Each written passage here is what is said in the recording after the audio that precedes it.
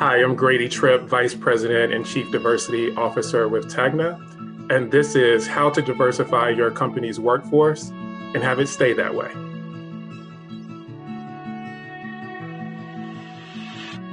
Before a station or organization really tries to look at, bringing diversity into the workforce, there are a couple of foundational things that need to be done internally. One is, do your managers, particularly your hiring managers, value diversity? Do they understand that it's a capability and not a function, right? So, and it has to go beyond just saying the right thing because it sounds good. They really have to believe it and value it. So there has to be internal dialogue about why it's important to the organization and the team.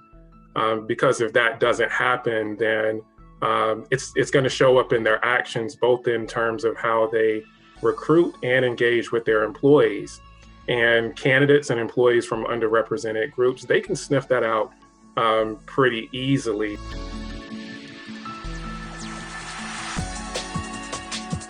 Do you have a culture where people from underrepresented groups feel heard and valued?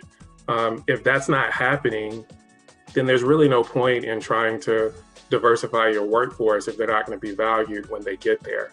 And I think organizations can go about that through a number of ways. It can be stay interviews, employee surveys, exit interviews. And then once you listen to that feedback, actually take action towards making it that inclusive environment.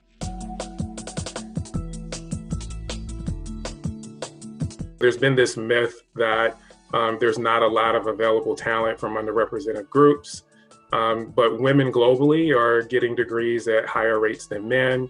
And in the US, racial and ethnic minorities are gaining degrees at much higher rates than they have in the past. So the talent is there.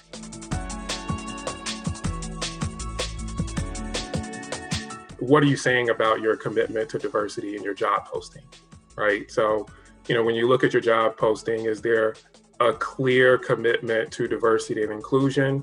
Are you looking at the language in your job posting? So, are we saying that we want an aggressive seller when that kind of phrase may disenfranchise certain groups that are very capable and high performing sellers, but that language may be charged?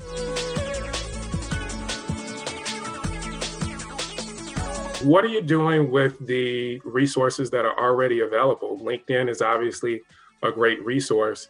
How much time are hiring managers spending cultivating relationships when there's not a posting, right? Because recruiting is all about relationships.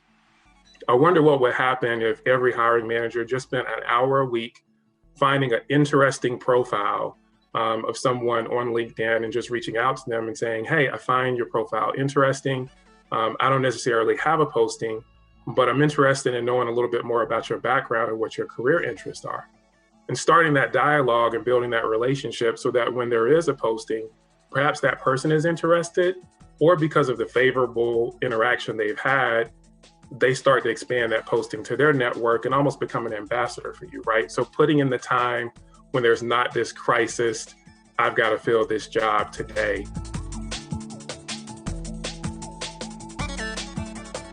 I think it's really important to cultivate relationships with professional organizations that focus on underrepresented groups. There are many in the journalism industry, even in engineering and technical groups. There are groups like Inroads. And it's really about a partnership. It's got to be a true partnership. It's not just, hey, help me find talent. It's more about where do your interests and our interests align, and how can we help each other?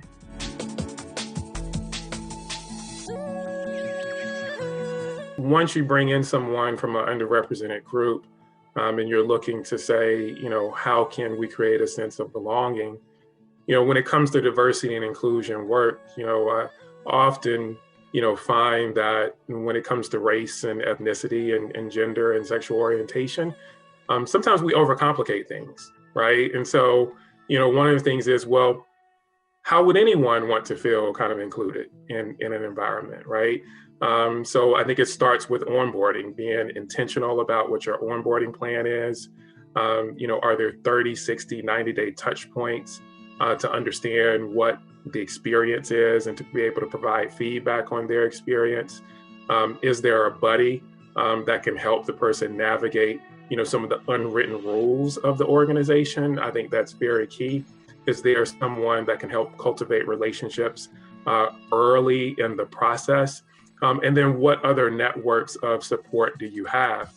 I think, from a hiring manager standpoint and the direct manager, be it someone from an underrepresented group or any employee, that's really where the rubber meets the road. So, are we equipping our hiring managers to be able to engage any new hire, regardless of their background, in an effective way, having regular one-on-ones, having regular check-ins, making sure that, before a meeting starts, they're engaging with that new hire saying, hey, here's what you can expect in the meeting. Here's a little bit of a preview of what this meeting will be so that they're prepared to be able to participate. And so their colleagues can look and say, oh, okay, well, this person was able to contribute early on. Those kind of one-off, kind of daily interactions, those are really important. So there's never one silver bullet. It's really about, inclusive leadership and having an inclusive environment.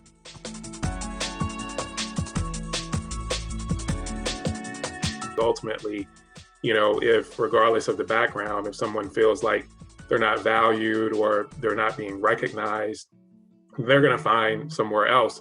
And there is a war on talent for diversity, right? And so if someone isn't getting the experience that they're looking for at their current organization, and doesn't feel like the organization is working towards it, because all of us are a work in progress, then they may look elsewhere. And so you just want to be really cognizant of the retention piece.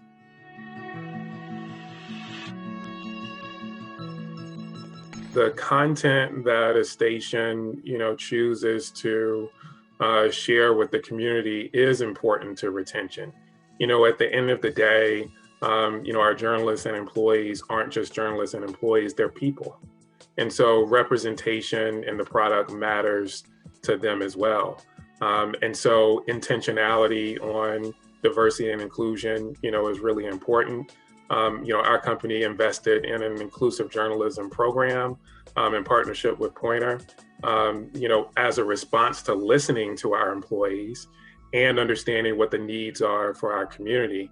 And from there, not only has it improved, just our product and the content, that we're serving our communities with, but it's also created additional dialogue internally with our employees to say, how can we build better representation and better choices to meet the community needs?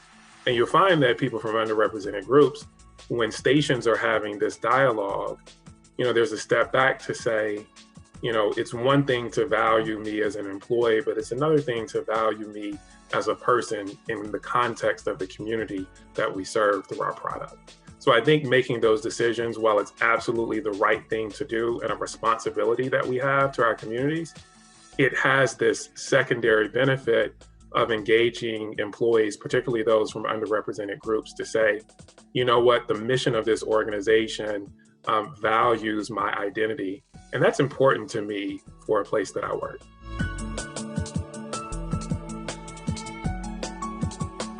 There are a couple of ways to, best open up access for leadership opportunities. And there are kind of three pillars. It's opportunity, it's exposure, and then there's the tangible access. Who's participating in those training opportunities and those development opportunities that are in place?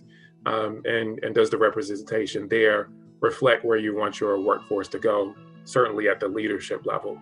But it's also about those daily kind of informal opportunities as well.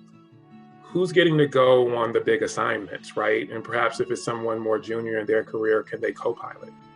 Who's getting the big accounts, right? In terms of sales, is it always going to the same people? Or are we giving these learning and growth opportunities so that somebody can look and say, hey, you know what? We gave this person kind of a step up and they were able to handle it. Let's give them more, right? That's what really sets you up for success. The second piece is exposure. It could be through mentorship programs internally or externally. It could be through, diversity and inclusion groups such as what we have at Tegna, where individuals get access to leaders so that they can start to know them on more of an individual basis, so that when conversations about candidacy are happening, some of those names are top of mind. And then there's the access piece. So when those opportunities open up, are we taking a holistic view to say, how can we cast as wide a net as possible, starting internally, really understanding what the qualifications are for that role, and not just having a couple people in mind and just kind of moving forward there. So I think, having that inclusive mindset about leadership is very important under those three pillars.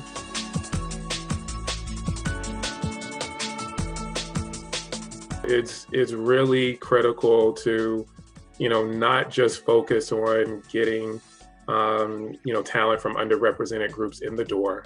I think doubling down on the existing culture is really important to have, complete buy-in from the top of the organization for all of these efforts. It's absolutely critical. In our organization, without question, our CEO and our C-suite is absolutely committed. It's in every dialogue that happens from the C-suite level to all of our employees and weekly in our leadership meetings. And so when we start to talk about diversity, in recruitment, that's just one of many areas that we talk about in terms of inclusion. And so when that messaging and that commitment is coming from the top, whether your hiring manager is all in or they're on the fence, when they're hearing that from the senior leadership, it creates that intentionality